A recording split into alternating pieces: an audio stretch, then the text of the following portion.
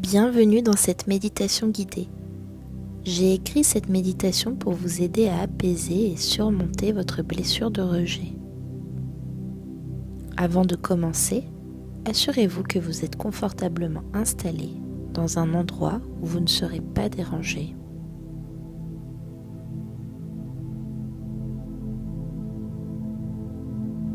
Je vais vous raconter une histoire qui aborde un sujet sensible et qui pourrait raviver des blessures émotionnelles. Mais j'ai l'espoir qu'elle permette d'activer de la bienveillance pour valoriser la notion de singularité.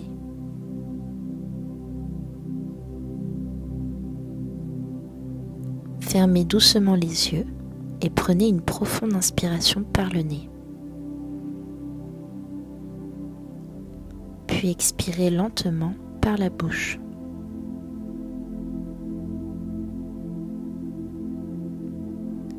Inspirez par le nez.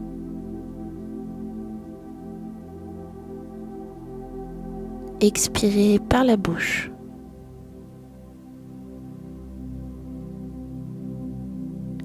Inspirez par le nez. Expirez par la bouche.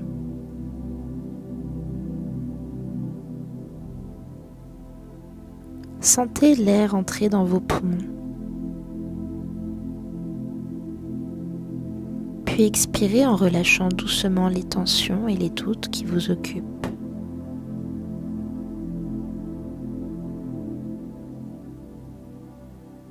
Inspirez.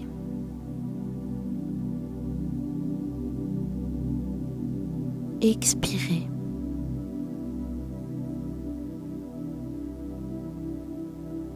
Inspirez.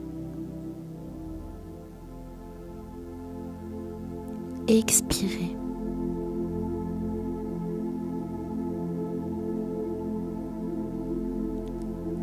Imaginez que chaque partie de votre corps s'alourdit doucement et se relâche, se détend.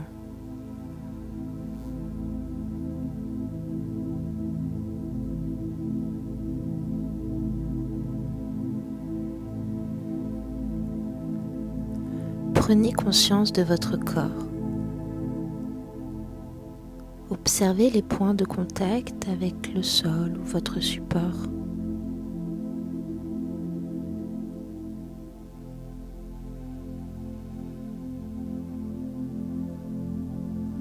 Une chaleur douce commence au sommet de votre tête et descend lentement, relâchant vos épaules,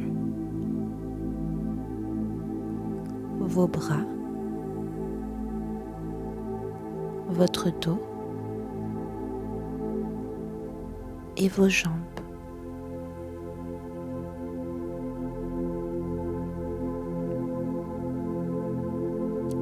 Vous vous sentez calme, en sécurité,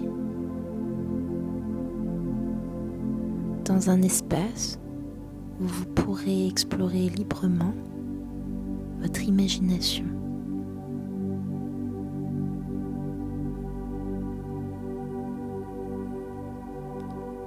Maintenant, laissez votre esprit voyager vers un lieu paisible,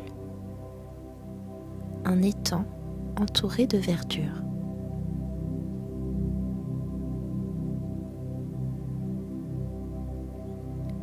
Cet endroit est spécial.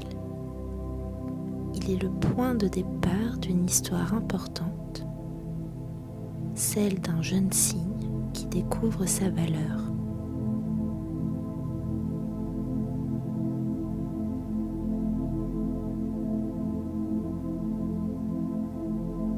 Imaginez une famille de cygnes qui vivait sur un étang magnifique.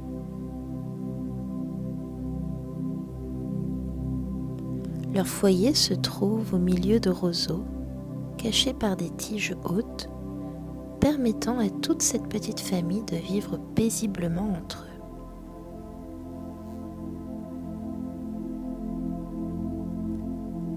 Les eaux claires reflètent le ciel et la vie semble douce et harmonieuse.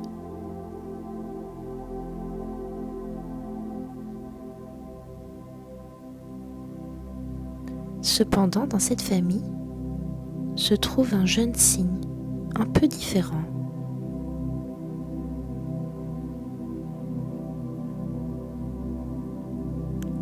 Ses plumes sont grises et il possède un duvet qui lui donne une allure de cygne mal soigné. Tandis que ses frères et sœurs ont des plumes bien blanches et bien lisses, suivant la courbure de leur petit corps.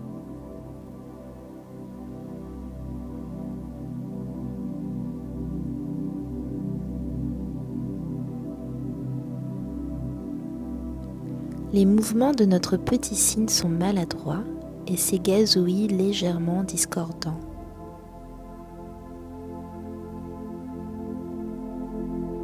Ses frères et sœurs ne manquent pas de lui faire remarquer ces différences en questionnant régulièrement son origine et son appartenance à la famille. Ainsi, très tôt, notre petit cygne a pu entendre des phrases comme « Regarde comme il est bizarre. Pensez-vous qu'il soit vraiment de notre famille ? Il n'est même pas capable de chanter avec élégance. »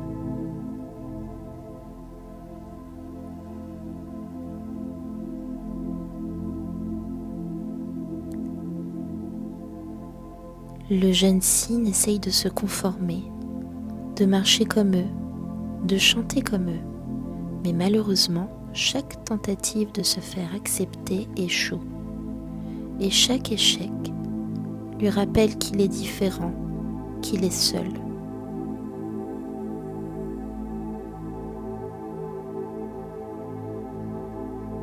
En grandissant, le jeune cygne ne parvient pas à faire semblant. Sentant tous les jours un peu plus ce sentiment de rejet lui briser le cœur.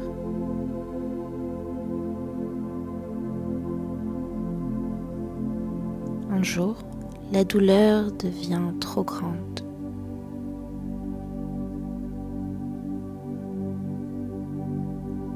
Le jeune cygne regarde une dernière fois l'étang de son enfance et décide de s'éloigner, le cœur lourd. Il aimerait trouver un endroit où il pourra enfin se sentir chez lui.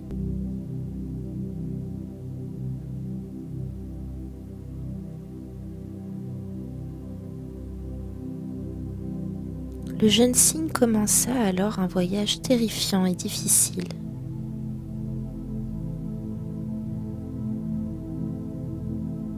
Il traversa des marécages sombres et des forêts denses.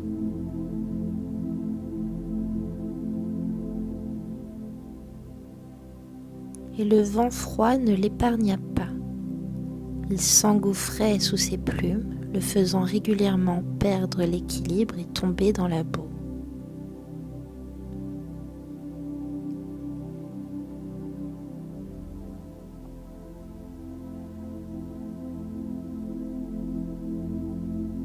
À force de chuter, notre jeune cygne apprit à observer les signaux subtils d'un danger imminent, mais aussi la direction des vents, le sens des courants et les irrégularités des chemins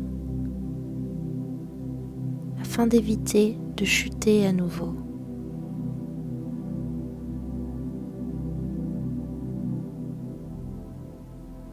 En revanche, il n'arrivait pas à se défaire de ce sentiment de vide et de solitude qui le poussait parfois à penser qu'il devrait seulement abandonner, se laisser flotter sans but.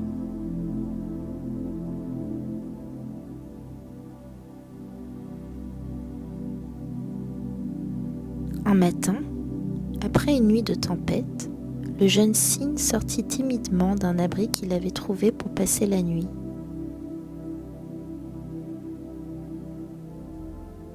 Les premiers rayons de soleil se mirent à réchauffer le bout de ses plumes encore humides.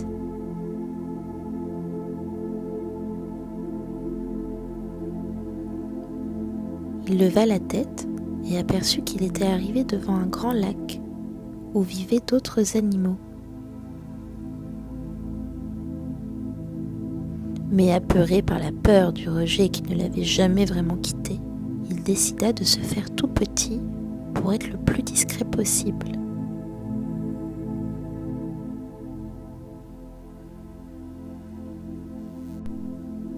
Alors, les hérons du lac ne le remarquèrent pas.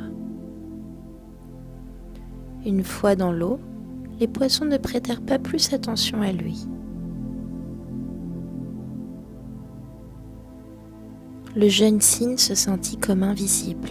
Il pensa même qu'il était inutile.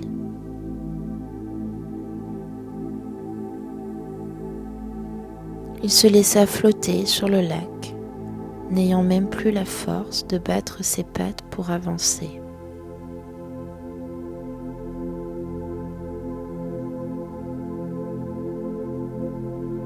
Il contemplait son reflet dans l'eau, quand, soudain, il vit une grenouille nager sous ses pattes. En passant, elle lui fit des chatouilles et le fit sortir de ses pensées. Elle sauta sur un nénuphar proche de lui et lui dit : « Que tu es calme ! On dirait que tu n'as pas d'abri à réparer. » Le jeune cygne, étonné que quelqu'un lui adresse la parole, ne comprit pas tout de suite ce que voulait dire la grenouille. « Un abri à réparer ? Comment ça ? »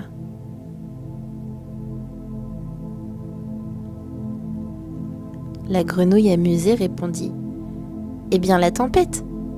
Elle a détruit tous les abris des animaux du lac. Ne vois-tu pas que tout le monde s'active à réparer leur maison ? »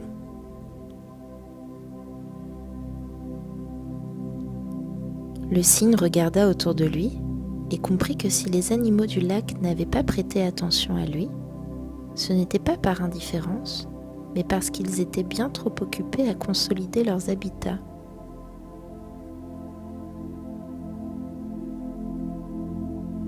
Mais très vite, un sentiment de tristesse lui revenait dans la poitrine et il répondit à la grenouille : « Non, en effet, je n'ai plus de foyer à réparer. J'ai quitté mon étang et ma famille il y a quelque temps maintenant. »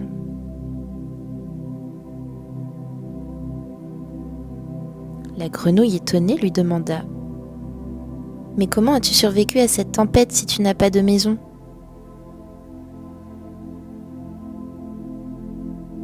Le cygne lui répondit en s'éloignant : « J'ai senti que le vent se levait, alors j'ai cherché un terrier abandonné et je m'y suis abritée pour la nuit. »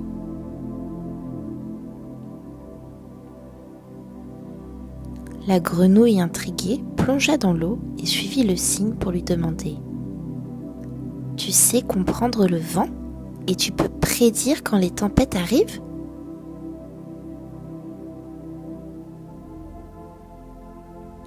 Le cygne lui répondit : « Disons que je sais repérer les signaux d'un danger qui arrive. J'observe la couleur du ciel, les courants de l'eau, la direction des vents. Ça me permet de savoir quand et où me mettre pour me protéger. D'ailleurs, le ciel est encore bien couvert. Je pense qu'il y aura de l'orage bientôt. Tu devrais rejoindre tes proches et leur dire de se mettre à l'abri. »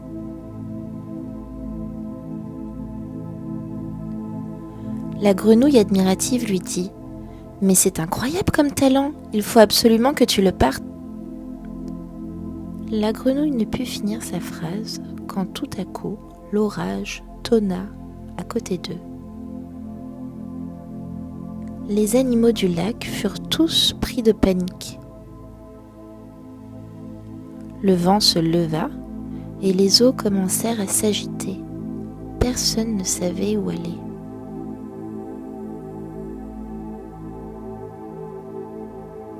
Le jeune cygne, grâce à son talent d'observation et son expérience, comprit tout de suite ce qu'il fallait faire. Il guida les animaux vers une grande barque échouée et retournée près de la rive. Il fit signe à tout le monde de venir s'y réfugier jusqu'à ce que la tempête passe. Pour la première fois, Il n'était pas rejeté. On le regardait même avec respect et gratitude.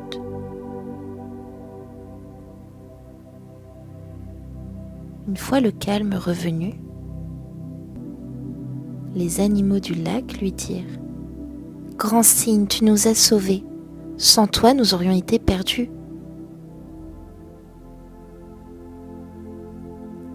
À cet instant, il réalise que sa différence qu'il avait autrefois isolée fut en réalité ce qui l'a poussé à développer ses plus grandes forces.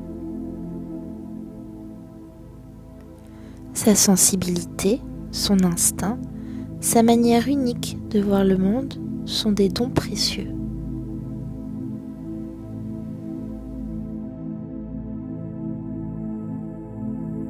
Une petite voix intérieure lui murmura : « Tu passes ton temps à vouloir que les autres t'acceptent, mais peut-être que le premier pas, c'est d'abord de t'accepter toi-même. »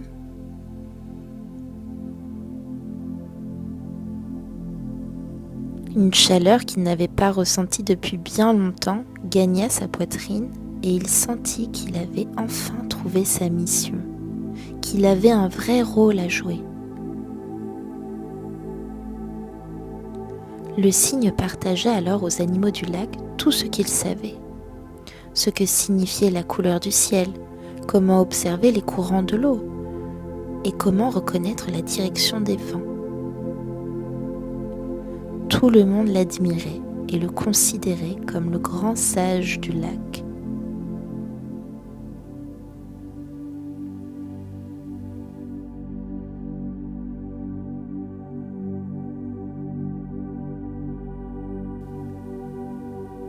Quelques mois passèrent, mais le jeune cygne resta nostalgique.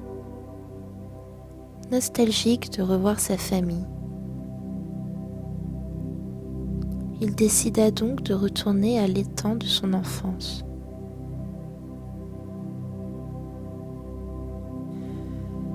Quand il y arriva, les autres cygnes ne le reconnaissèrent pas tout de suite. Ses plumes étaient devenues d'un blanc éclatant, ses mouvements étaient assurés, pleins de grâce et de sérénité, et son regard brillant transmettait une nouvelle sagesse. Les autres cygnes l'observent avec admiration et lui demandent : « Mais qui es-tu » Notre jeune cygne répond calmement et avec confiance : « Je suis celui que vous avez rejeté. Je suis différent, mais cette différence est ma force. Elle m'a permis de grandir, d'apprendre et d'aider les autres.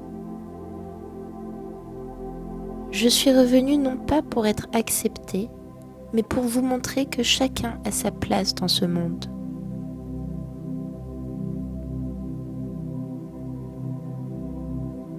Les autres cygnes émus comprennent qu'ils avaient tort. Ils l'accueillent avec respect, mais cette fois, le jeune cygne n'a plus besoin de leur validation. Il sait qui il est. Il sait qu'il mérite d'être aimé, non pas parce qu'il est comme eux, mais parce qu'il est lui-même.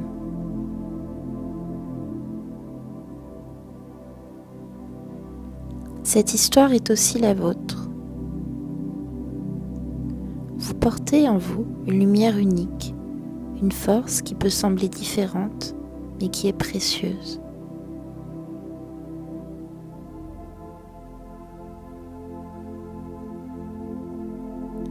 Prenez un instant pour ressentir cette lumière en vous. Imaginez qu'elle grandit et qu'elle rayonne à partir de votre cœur comme une flamme douce et apaisante.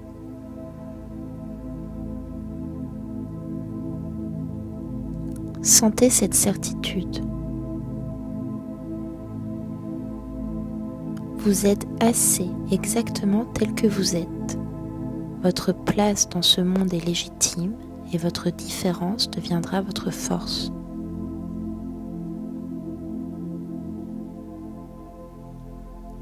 Imprégnez-vous de cette image une dernière fois pour aujourd'hui. Puis doucement, commencez à ramener votre conscience vers l'espace autour de vous.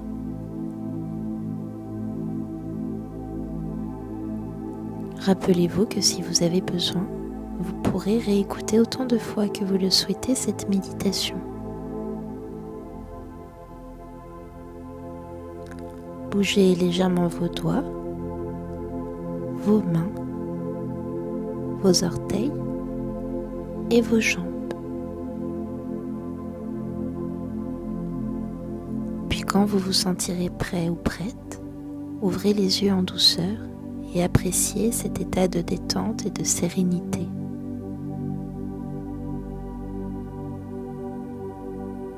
Dans quelques instants, cette méditation prendra fin.